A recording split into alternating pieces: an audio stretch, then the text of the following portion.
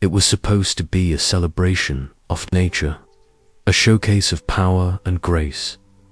But for the audience at SeaWorld, it became a horror show, a glimpse into the brutal reality lurking beneath the surface.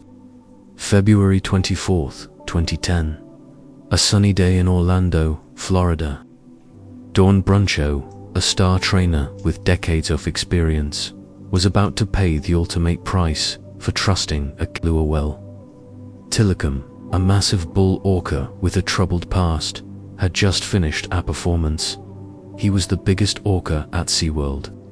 He was also the most dangerous, and on that day, he propheted. In an instant, Dawn's life was gone, her dreams shattered, her legacy forever stained by the violence of captivity. But what really happened in Toe's final moments?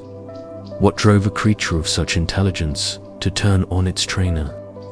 This is the story of Dawn Bruncho Tilikum and the dark side of SeaWorld.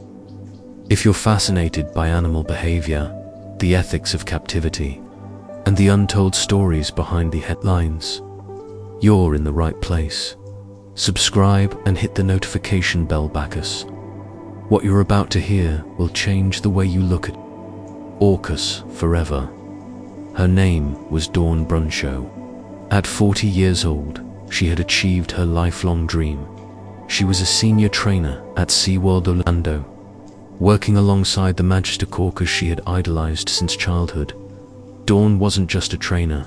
She was unnatural, calm, confident, and deep to the animals in her care. She understood their moods, their personalities, their quirks. She was meticulous about safety, a stickler for rules. But she also had a deep sense of empathy. Dawn believed that through positive reinforcement and mutual respect, she could bridge the gap between humans and these intelligators. But what Dawn didn't know, what SeaWorld didn't fully acknowledge, was that no amount of training could an orca's primal instincts. She was an exceptionally talented trainer, but she was still human. She was never unequal to the orca. One of Dawn's colleagues later said, "Dawn was the best of us. If it could happen to her, it could happen to anyone." And Mamba, that's what makes this story so tragic. Because in the world of orca training, the bond between human and animal is as fragile as it is captivating. For Dawn, that bond would be tested in the most devastating way imaginable.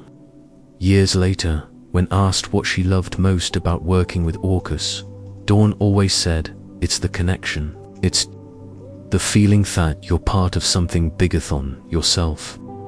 She said that's what it felt like in the water with You didn't think about danger, you'd think about building trust, creating a relationship. And on that day at Shamu Stadium, it would take everything she had to survive that ultimate betrayal. But the real question still lingers. What drove Tilikum to attack? And what did SeaWorld know about his dangerous past? Were they just getting started? He was captured near Iceland in 1983.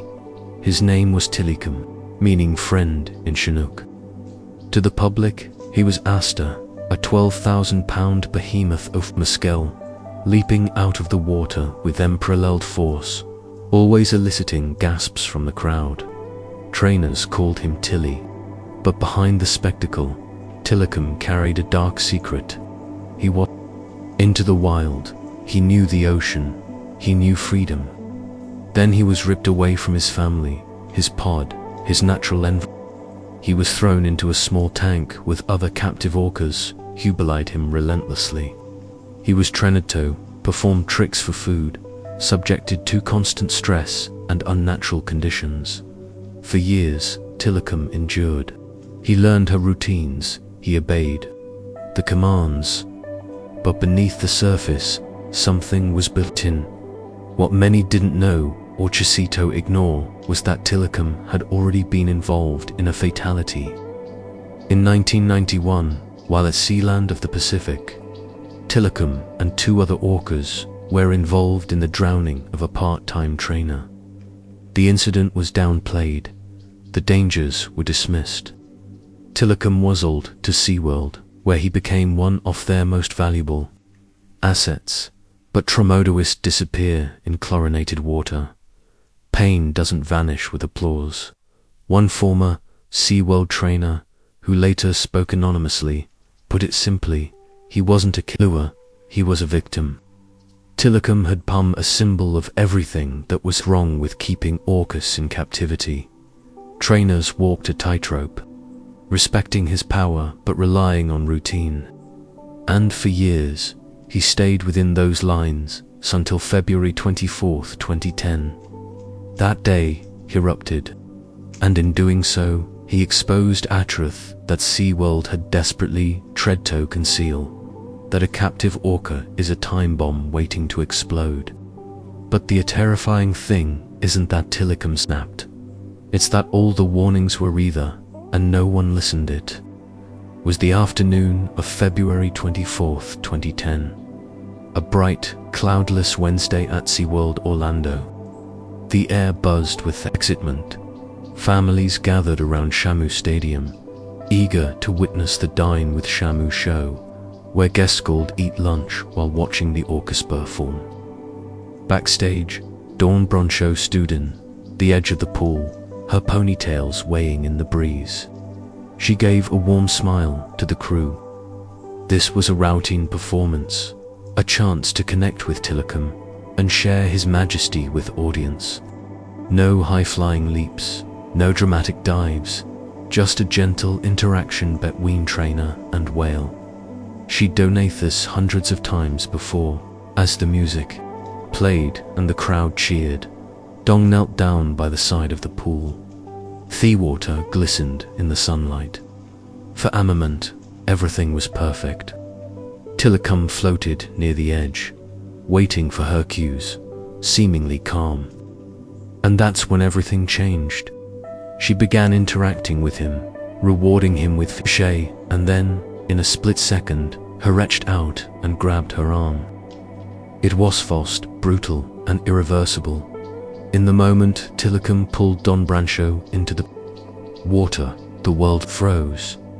Everything before that moment and everything after would be forever different. There was no hesitation, now warning signs visible to the audience. 1 second she was kneeling in her presence, and the next she was gone.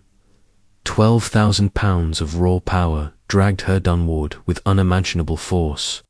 To the audience above, it was initially unclear what was happening. Murmurs, confused glances, children still waving at the water, expecting a splash. No one could comprehend that beneath the surface of Shamu Stadium, a woman was fighting for her life.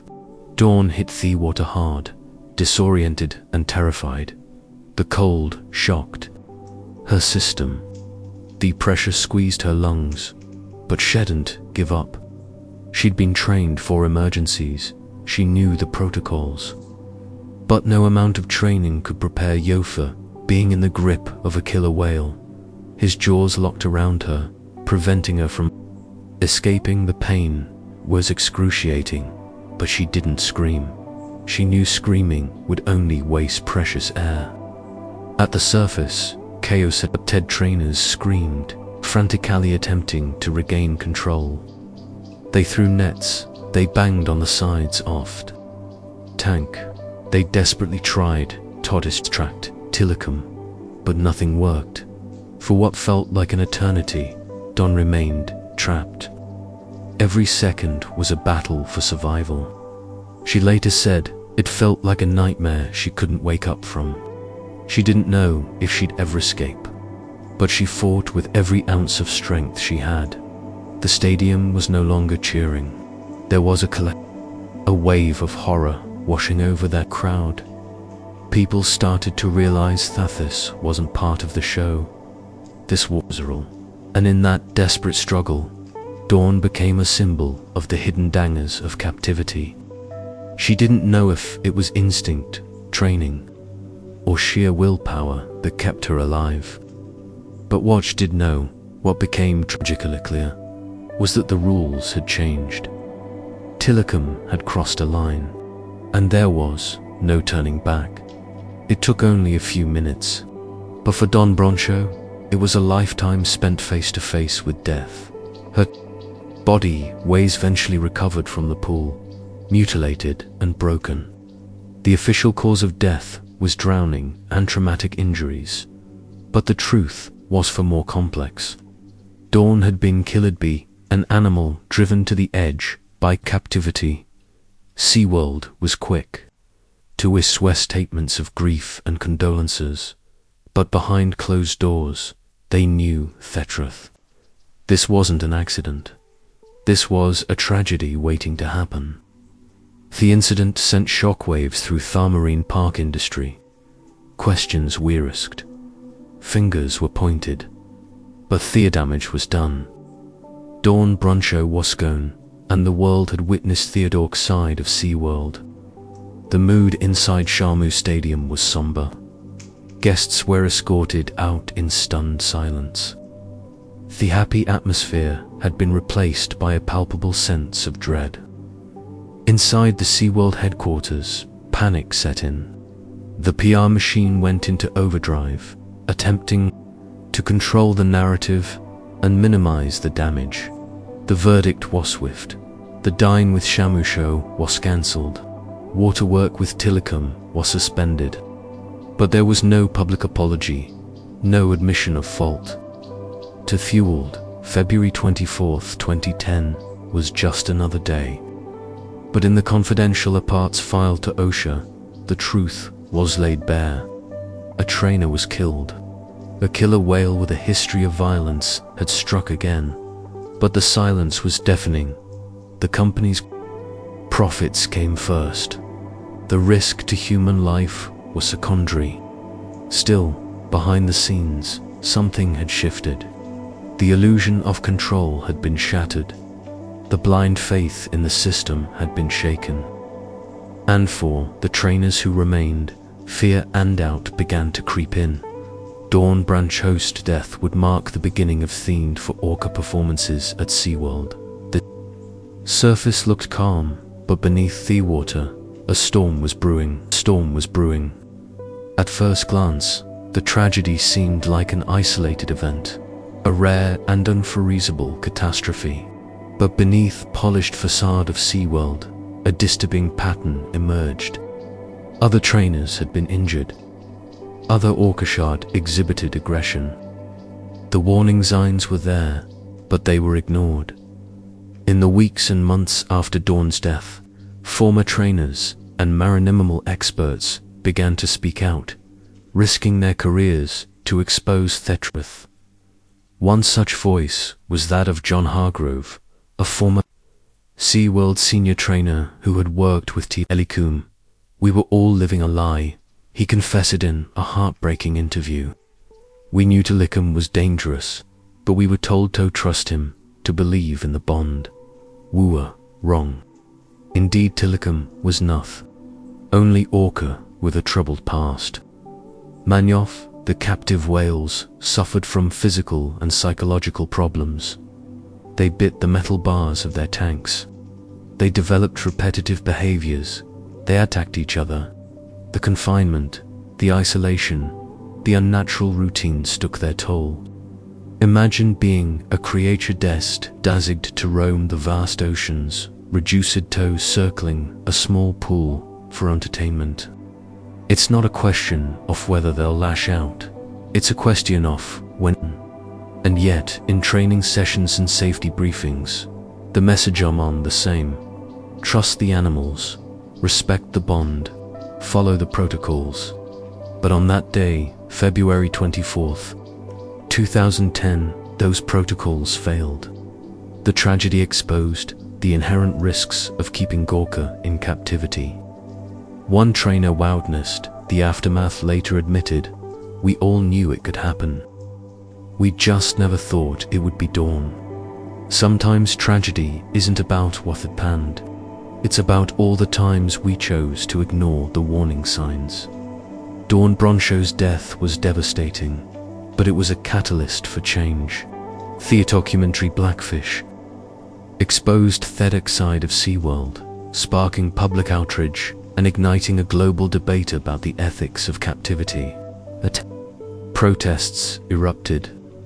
Lawmakers introduced legislation to ban orca performances. SeaWorld's carefully crafted image began to crumble.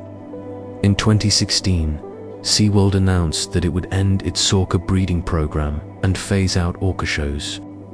It was a monumental victory for animal rights activists and a testamento to the power of public opinion. A retro-Adiradian said, "These animals never forget.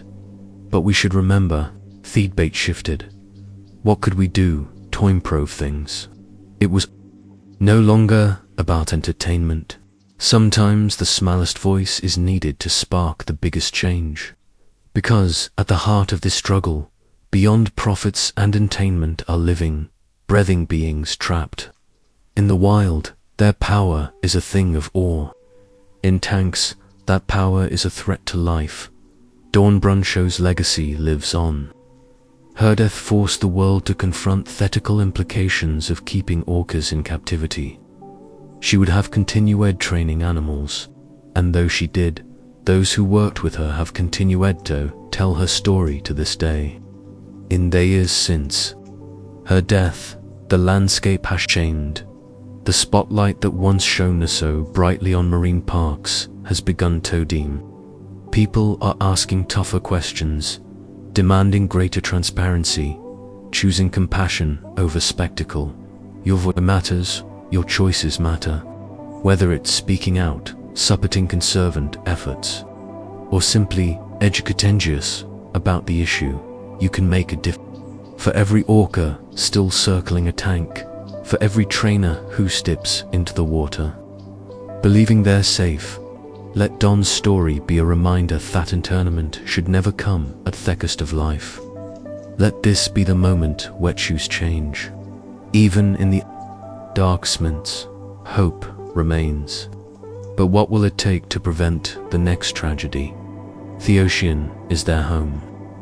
If you've been moved by this story, consider taking action. Like, subscribe, and share this video.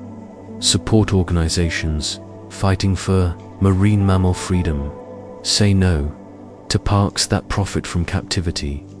Educate, speak up, be the voice they didn't have. Because the next tragedy doesn't have to happen.